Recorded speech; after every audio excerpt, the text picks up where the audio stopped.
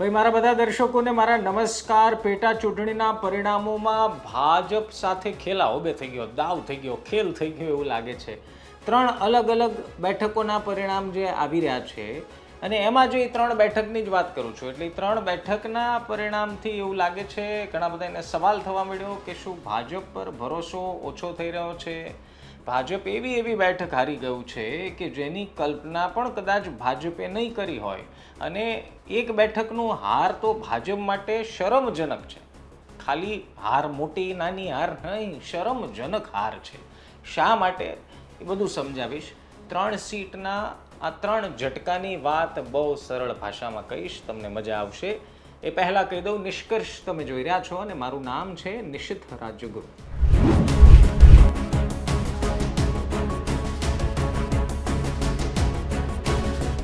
સૌથી પહેલાં વાત કરી લઈએ એવી બેઠકની જે ભારતીય જનતા પાર્ટી માટે શરમજનક હાર છે.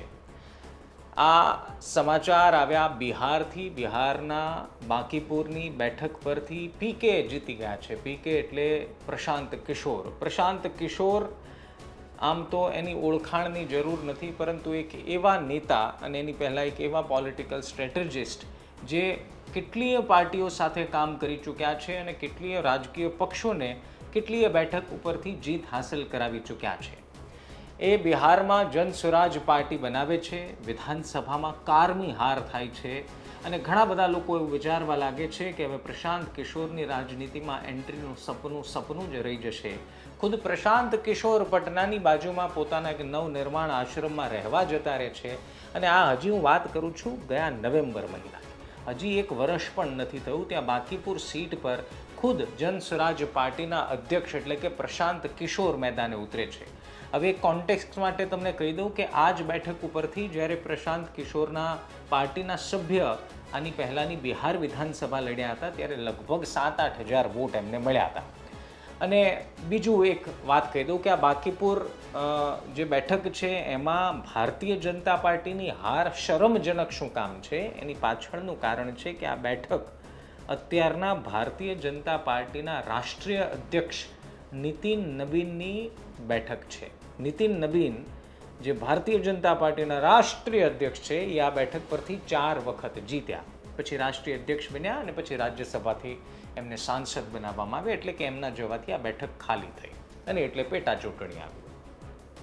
અચ્છા, એટલે માત્ર નીતિન નબીન નહીં, નીતિન નબીનના પિતાજી નવીન કિશોર સિન્હા પણ આ જ બેઠકથી ધારાસભ્ય હતા.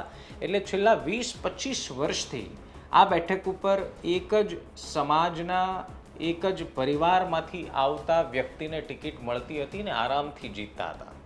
જ્યારે પેટા ચૂંટણીની જાહેરાત થઈ ત્યારે ભારતીય જનતા પાર્ટીના કેટલાક લોકો અંદર ખાની એવી ચર્ચા કરતા હતા કે અહીંયા તો કૂતરા બિલાડાને ઊભા રાખીએ ને તોય ભાજપ જીતી જાય. એટલી સિક્યોર બેઠક છે, એટલી મજબૂત બેઠક છે, ભાજપનો એવો ગઢ છે. પરંતુ આ ગઢમાં ગાબડું પ્રશાંત કિશોરે પાડી દીધું છે. હવે પ્રશાંત કિશોરની આ જીત પ્રશાંત કિશોર અને એના પક્ષ માટે તો બહુ ઇમ્પોર્ટન્ટ છે જ, પરંતુ વિચારવાની જરૂર છે ભારતીય જનતા પાર્ટી. જ્યારથી સમ્રાટ ચૌધરીને બિહારના મુખ્યમંત્રી બનાવ્યા છે ત્યારથી એમના પર આંગળીઓ ચીંધાઈ છે કે એક ગુનેગાર અથવા તો ગુનામાં સંડોવાયેલા ભૂતકાળમાં આ વ્યક્તિ રહેલા છે એવો આરોપ લાગ્યો ને એમને ભાજપે મુખ્યમંત્રી બનાવી દીધા. ભાજપને આટલા વર્ષો પછી મુખ્યમંત્રી બનાવવાનો મોકો મળ્યો, મુખ્યમંત્રી સરકાર ભાજપની બની અને પછી થયું એવું કે એમની જ સરકારના એટલે બિહારથી જ આવતા નીતિન નબીન રાષ્ટ્રીય અધ્યક્ષ બને છે ને એમની બેઠક ભારતીય જનતા પાર્ટી ભૂંડી રીતે હારી જાય છે. આ દર્શાવે છે કે ભારતીય જનતા પાર્ટી પ્રત્યે અણગમો ધીરે ધીરે મોટો થઈ રહ્યો છે. આ કહાનીનો ઝટકા નંબર 1. હવે વાત કરું મધ્યપ્રદેશના દતિયાની. હવે સમજો, મધ્યપ્રદેશના દતિયામાં આમ તો 2023માં કોંગ્રેસે જ જીત્યું હતું અને પછી જ્યારે સમય આવ્યો ચૂંટણીનો ત્યારે ધારાસભ્ય બેંક ફ્રોડના આરોપમાં 3 વર્ષની સજા ભોગવે છે, બેઠક ખાલી થાય છે. અને સૌથી શોકિંગ વાત દતિયા પર એ હતી કે નરોત્તમ મિશ્રા જે ભારતીય જનતા પાર્ટીના આખા બોલા નેતા છે એ નરોત્તમ મિશ્રાને ટિકિટ મળતી નથી, એની ટિકિટ કપાઈ જાય છે. થાય છે એવું કે નરોત્તમ મિશ્રાના જે ચાહકો છે, જે ફેન્સ છે, જે ફોલોઅર છે એ નારાજ થઈ જાય છે ને દતિયામાં ઘણો બધો હોબાળો પણ થયો હતો. ત્યાંથી ભારતીય જનતા પાર્ટીએ પોતાના ઉમેદવાર જે ઉતાર્યા હતા એ પ્રખર RSS સાથે જોડાયેલા છે એવી ચર્ચાઓ થઈ. તેમ છતાં કોંગ્રેસના ઉમેદવારે બાજી મારી લીધી. કોંગ્રેસ માટે આ જીત ઇમ્પોર્ટન્ટ એટલા માટે છે કારણ કે 2023 બાદ 2026માં ફરી આ ચૂંટણી જીતી લેવી એ ભારતીય જનતા પાર્ટી માટે એક શોકની સાથોસાથ જે એક વર્ષથી કોંગ્રેસ મધ્યપ્રદેશમાં સંગઠન નિર્માણના પ્રયાસ કરે છે એને વેલિડેશન પણ આપે છે. એટલે કોંગ્રેસ મધ્યપ્રદેશ કોંગ્રેસ માટે પણ આ જીવમાં જીવ આવ્યા જેવી વાત છે. આ થઈ બીજો ઝટકો. અહીંયા પણ એ સાબિત થાય છે કે ભલે ભારતીય જનતા પાર્ટીની સરકાર કેન્દ્રમાં રહી, ભલે ભારતીય જનતા પાર્ટીની સરકાર રાજ્યોમાં રહી, પરંતુ તેમ છતાં જેનઝીના આંદોલન પછી અથવા તો કહો ભૂતકાળમાં થયેલા આંદોલન બાદ ભારતીય જનતા પાર્ટી પરનો ભરોસો ધીરે ધીરે તૂટી રહ્યો છે, ઓછો થઈ રહ્યો છે, અથવા તો તમે તમારી વ્યાખ્યા બનાવી શકો છો, પરંતુ પરિણામ કંઈક બીજું કહે છે. ત્રીજા ઝટકો ગુજરાતમાં આવી જોઈએ, માંજલપુર. હવે માંજલપુર બેઠકમાં આમ તો ભારતીય જનતા પાર્ટી જીતી ગયું છે, એટલે એવું કહી દેવું કે ભારતીય જનતા પાર્ટીનો રકાસ નીકળી ગયો ને એવું બધું નથી. ભારતીય જનતા પાર્ટીના ઉમેદવાર જીતી ગયા છે ને લગભગ 30,000થી વધુ માર્જિનથી જીત્યા છે. પરંતુ ઘણા લોકો હવે સોશિયલ મીડિયામાં એ વાત કરવા લાગ્યા છે કે યોગેશ પટેલના ગયા પછી જે બીજી જગ્યાએથી ઉમેદવાર છાણીથી લાવીને માંજલપુરમાં ઉતારવામાં આવ્યા અને એ બાદ જે માંજલપુરમાં અત્યાર સુધી જે નિરસતા જોવા મળી, કારણ કે મતદાનની ટકાવારી એવી કંઈ છે નહીં, એટલે અને સ્વાભાવિક રીતે પેટા ચૂંટણીમાં અમથો પણ લોકોને જે રસ છે એ ખૂબ ઓછો હોય છે અથવા તો એ રસ ઓછો જોવા મળે છે. એટલે મતદાનની ટકાવારી બાદ ઘણા બધા લોકોને એવું હતું કે કદાચ આ વખતે ઉપર નીચે કદાચ કંઈક થવાની સંભાવના છે, પરંતુ વિશ્લેષકોનું એ અનુમાન તો હતું જ કે ભારતીય જનતા પાર્ટી આરામથી જીતી જશે. તો હવે તમને થશે કે ભાઈ આમાં ઝટકાની વાત શું થઈ? ઝટકો એ વાતનો છે કે જે જીતનું માર્જિન યોગેશ પટેલ જ્યારે ચૂંટણી લડતા હતા અથવા તો ભૂતકાળમાં લડ્યા, એ યોગેશ પટેલના જીતનું માર્જિન લગભગ હવે 30,000 પર આવી ગયું છે. ભૂતકાળમાં આ જ માંજલપુર પર 70,000, 80,000 લાખ સુધીના માર્જિનની જીત ભારતીય જનતા પાર્ટીએ જોઈ છે. એ માર્જિન ઓછું થઈ ગયું છે. જો કે એની પાછળ કેટલાક લોકો એવું પણ કહે છે કે કોંગ્રેસમાંથી ઉતારેલા જે ઉમેદવાર છે એમની વ્યક્તિગત છાપ અથવા તો વ્યક્તિગત ઓરા એટલો હતો ને એના કારણે પણ કોંગ્રેસને મત મળ્યા. હવે એ કહાની અલગ છે કે કોંગ્રેસના જ કેટલાક જૂના સિનિયર નેતાઓએ અમિત ચાવડાનું રાજીનામું પણ માંગી લીધું છે. એટલે એ કહાની આવતીકાલે કરશું કોણે રાજીનામું માંગ્યું છે. પરંતુ ભારતીય જનતા પાર્ટી માટે આ વિચારવાનો મુદ્દો ખરી. આમ તો રાજનીતિમાં મિત્રો એવું હોય કે જીત એ જીત કહેવાય. હવે માર્જિન 30,000નું હોય કે 50,000નું હોય, કારણ કે લોકો માટે તો એ ઉમેદવાર જીતી ગયા એ જીતી ગયા. પરંતુ જ્યારે માર્જિનની ટકાવારી ઓછી થાય અથવા તો માર્જિન ઓછું થાય તો સ્વાભાવિક રીતે એની ઉપર વિચાર વિમર્શ અથવા તો વિશ્લેષણ પત્રકારોને વ્યક્તિઓ વિશ્લેષકો કરે.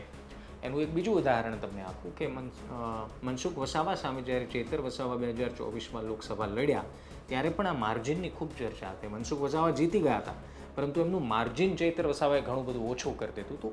જોકે હવે પેટા ચૂંટણી છે, ઓછો રસ, ઓછું મતદાનની ટકાવારી ને એમાં માર્જિન એટલે સમજવા પાત્ર તો છે, પરંતુ ભારતીય જનતા પાર્ટી આ પરિણામને ઉજવણીના સ્વરૂપે ભલે સ્થાનિક લોકો લેતા હોય, પરંતુ હાઈકમાન્ડે સારી રીતે જાણે છે કે લોકોમાં હવે ભારતીય જનતા પાર્ટી પ્રત્યેનો મૂળ શું હોઈ શકે છે.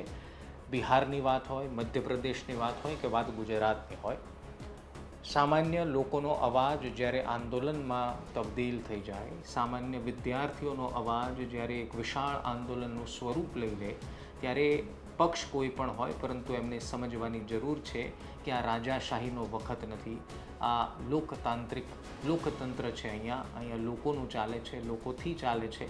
પરંતુ જ્યારે કોઈ એવી આભામાં આવી જાય કે આપણને કોઈ કંઈ કશું નહીં કરી શકે, કશું કહી નહીં શકે, અને આ તો આપણી વર્ષો જૂની બેઠક છે, તો આવા પ્રકારનો વિચાર તોડવામાં તૂટતા બહુ વાર નથી લાગતું. પછી એ વાત વિસાવદરની હોય, પછી એ વાત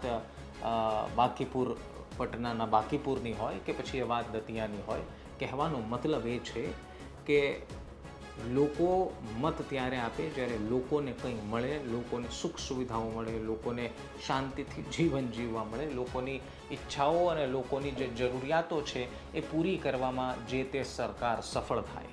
પરંતુ જ્યાં સરકારને એવો વહેમ આવી જાય કે આપણે 25-30 વર્ષથી શાસન કરીએ છીએ અને આપણો કોઈ વાળ પણ વાંકો નહીં કરી શકે, તો કદાચ એ માનવામાં અને એવો વહેમ રાખવામાં ભૂલ થઈ ગઈ છે. અને સમય સમયનું કામ કરે છે અને આ એનું સ્પષ્ટ ઉદાહરણ છે બાંકીપુર અને દતિયા તો કદાચ તમે ન પણ લો, પરંતુ બાંકીપુરની ચર્ચા સમગ્ર દેશમાં અત્યારના થઈ રહી છે. પ્રશાંત કિશોરની ચર્ચા થઈ રહી છે.